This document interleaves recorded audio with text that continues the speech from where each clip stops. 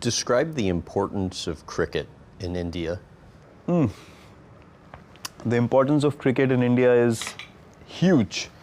It's not, there's a reason why they say it's not a sport, it's a religion in India, because one, the kind of emotion it brings out. Cricket is one sport that everyone has played at some stage in their life in India. And that is why it's so special in people's hearts and minds, and the kind of connect or the kind of ownership or the kind of frustration and emotion they feel with the players and with the team.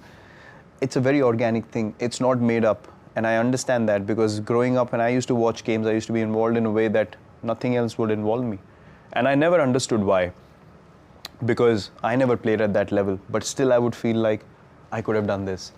And people actually feel like because they played at some level, the guy shouldn't have done this, he should have done that. But that comes from a very pure source. 90% of cricket fans are apparently in the Indian subcontinent. I understand Bollywood will not release a movie during the 7-week IPL season. To what extent do you think the IPL in India is similar to the NFL in America in terms of passion?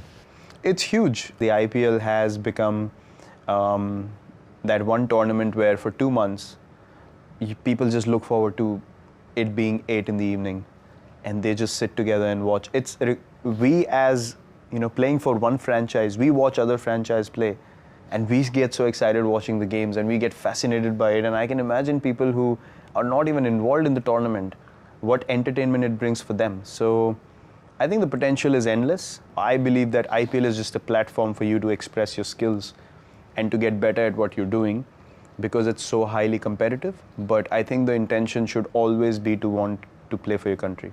How would you best explain cricket to an American audience that's generally unfamiliar with the sport?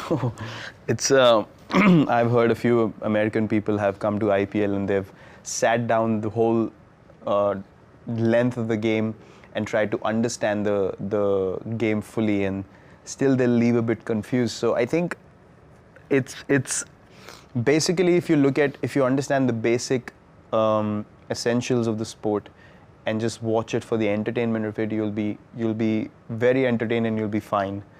But if you go into the finer details, as I said, you can really confuse yourself, because there are a lot of terms that you wouldn't have heard of, or you wouldn't understand what they are. Even when we watch baseball, the only thing I'm worried about is a home run, and just looking at people going mad. So it's basically, if you just relate to the fun part of it, you can really enjoy watching the sport. Americans would probably be surprised to hear is that you were, as I mentioned earlier, you were once at bat for 8+ hours. I'm thinking like December 2016, England. Yeah. Tell about how that happens. It happens in a very different way. You have a lunch break, which is 40 minutes between play, and then you come back and play again, and then you have a tea break, which is 20 minutes between play. Why they call it test cricket is because it tests you physically and mentally over 5 days. It's not a thing that starts at one time, ends at one time, and you get done with it and move on. This is a game that lasts 5 days. Yes, it does. So the beautiful thing about that is, and people find it so bizarre, that how can one game, one match in a sport go on for 5 days? The basic concept behind it is, Test cricket for me is very similar to life. So if things don't go your way on day one, you have to go to sleep, you have to wake up and come back. There's no option of forgetting about it, there's no option of leaving it behind, there's no option of I don't want to do this anymore, because if you don't turn up, you're left with 10 men and you're out of the team. So you have no option but to keep coming. Even if you do well, you have to wake up the next day, work hard all over again, you get a second chance to play, and then you want to work hard, or you have to work hard to do the same thing that you did on day one. And ups and downs through the game. Sometimes you're just batting for 3 hours, not scoring a run. And sometimes life is about that, just being there, just hanging in there, and then wait for your time, and then capitalize on it. So it teaches you so many things if you take it in the right way. And I'm so blessed and I'm so grateful that I'm able to play test cricket for my country. It's taught me things that I could never imagine I could learn. Why do you feel the commercialization of the game is hurting cricket? I think the more you commercialize the sport, the quality of the game will come down. That's what I strongly believe in. If you look at the number of games that we play now compared to 10 years back. It's a huge change. You could never imagine cricketers playing so many games throughout the year.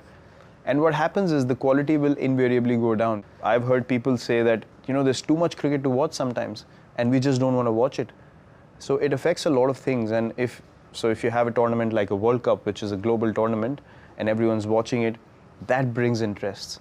So I think the more impactful tournaments we have, and if the number of games on a regular basis come down, and the more global tournaments where all teams are playing against each other, they increase, I think that's going to sustain the sport really well, not the number of games.